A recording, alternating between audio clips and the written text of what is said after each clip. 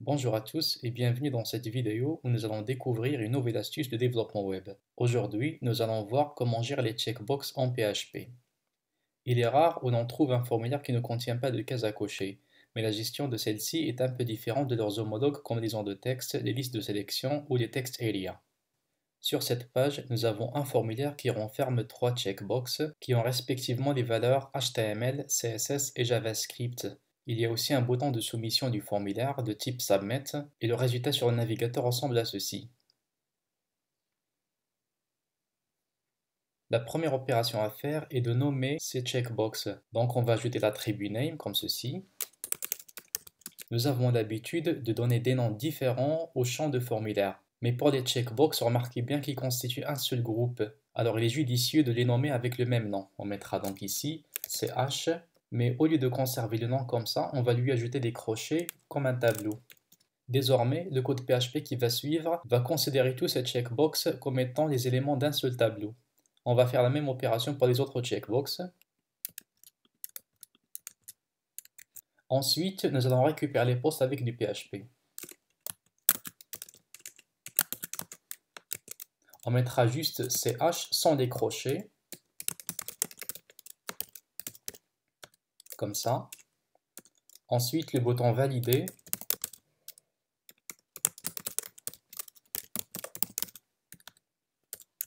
Dans un premier temps, nous allons juste afficher les valeurs des checkbox qui sont cochées. On mettra donc ici. Ça veut dire si on clique sur le bouton Submit,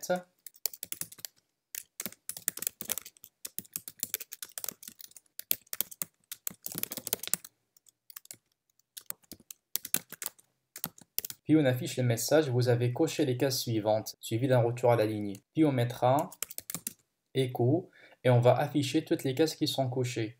Figurez-vous bien que les cases à cocher forment un tableau PHP, mais seulement les cases qui sont réellement cochées appartiennent à ce tableau, c'est-à-dire que les cases qui ne sont pas cochées ne vont pas figurer dedans. Donc on va tout afficher d'un seul coup à l'aide de la fonction implode. Comme séparateur, on mettra juste un tiret et là on mettra CH. Dans ce cas, on va afficher une seule chaîne de caractères qui est constituée des éléments du tableau qui sont espacés par le tiret. Exécutant. Afin d'éviter ces notifications, on mettra juste les arrobas comme d'habitude. De préférence là aussi. Maintenant, je vais cocher HTML et ça m'affiche vous avez coché les cases suivantes, juste HTML. Bon, je vais aussi ajouter un séparateur, la balise HR, pour qu'au moment de l'exécution sur le navigateur, les choses soient plus claires.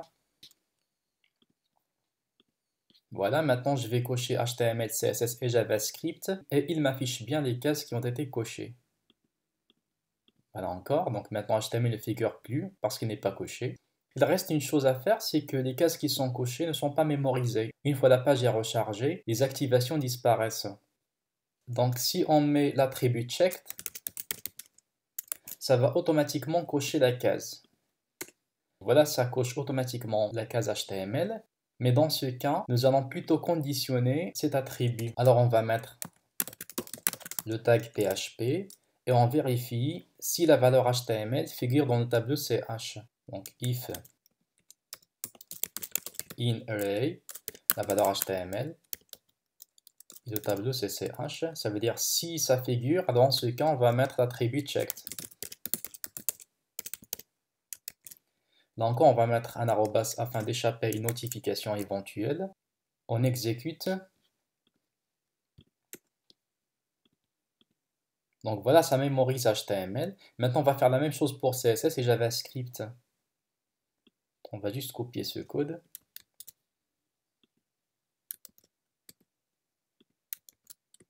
Et on change les valeurs.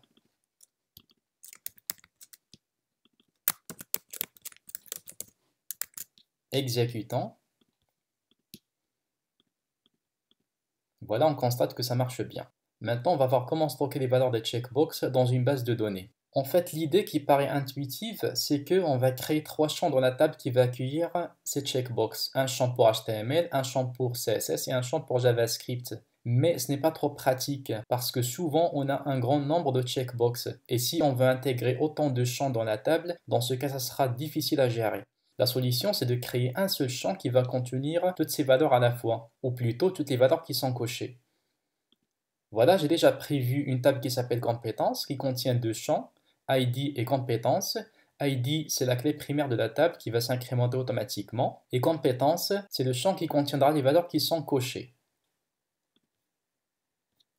Voilà ce qu'on va faire ici, c'est qu'une fois l'utilisateur clique sur le bouton Submit, on va inclure la chaîne de connexion que j'ai déjà prévue ici, le fichier connexion.php. Ensuite, je vais préparer une requête à l'aide de l'objet PDO. C'est la requête d'insertion. Le champ compétences, values, et on mettra un marqueur interrogatif. Ensuite, on exécute. Et comme d'habitude, on mettra un tableau qui contiendra une seule valeur dans ce cas, parce qu'on a un seul marqueur. Et cette valeur qui sera une chaîne de caractères contiendra toutes les valeurs des cases qui sont cochées. Dans ce cas, on mettra toujours la fonction implode. Et comme séparateur, il vaut mieux choisir un séparateur qui est peu ordinaire, par exemple la barre verticale. Il faut toujours mettre un caractère ou bien un ensemble de caractères qui ne peuvent pas figurer dans les valeurs que vous avez prévues pour les cases à cocher. Et là, on mettra un CH. Exécutons pour voir ce que ça donne. Donc je mets HTML et CSS. Et voilà, dans la table, j'ai bien les valeurs HTML et CSS qui ont été intégrées et qui ont été séparées par une barre verticale. Bon, maintenant, je vais cocher aussi JavaScript. Et voilà, j'ai trois valeurs espacées par la barre verticale. Ce qu'on va faire maintenant, c'est interroger la table afin de charger les informations qu'ils contiennent, que l'on va ensuite projeter sur les cases à cocher. C'est-à-dire si HTML figure dans l'enregistrement, donc je vais la cocher, sinon il sera décoché. Donc voilà ce qu'on va faire, on va modifier le code légèrement, on va enlever ça, parce qu'on n'a pas vraiment besoin de post et de formulaire. Bon, je vais conserver l'autre code de vérification. Bon, je vais mettre toujours include connexion.php. Je vais préparer la requête de sélection.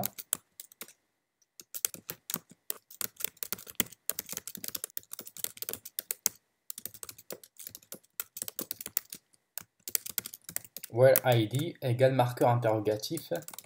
On mettra limite 1 pour se contenter d'un seul enregistrement qui est identifié par ID. Ensuite,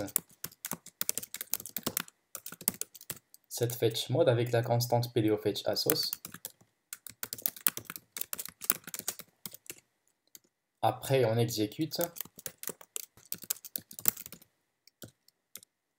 Et on passe l'argument avec la valeur 1 par exemple, pour dire que je veux récupérer le premier enregistrement.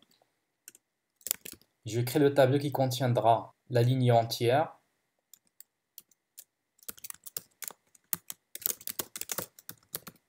Bien sûr, ces instructions, je les ai déjà traitées dans les vidéos qui s'intéressent à l'objet PDO. Alors là, je suis censé récupérer l'enregistrement qui correspond à la ligne dont le ID vaut la valeur 1.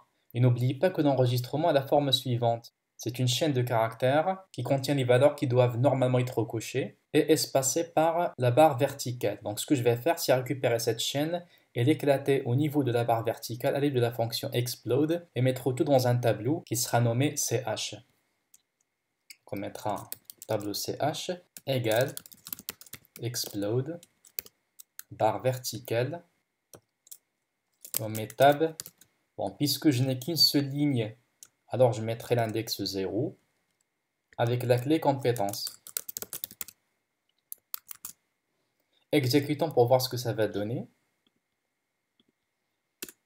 Donc voilà, ça coche HTML et CSS, ce qui correspond au premier enregistrement. Maintenant, je vais mettre la valeur 2 dans le code pour voir s'il va cocher les 3.